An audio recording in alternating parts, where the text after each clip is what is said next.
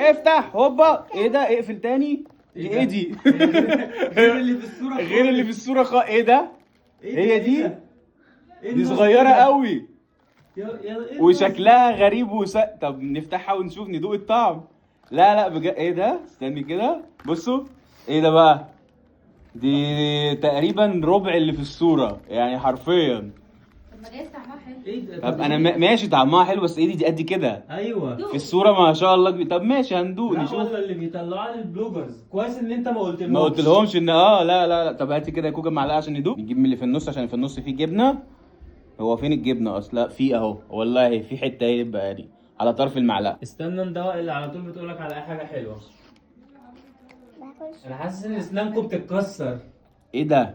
طعمها مزيت كده ايوه. وسيئة قوي.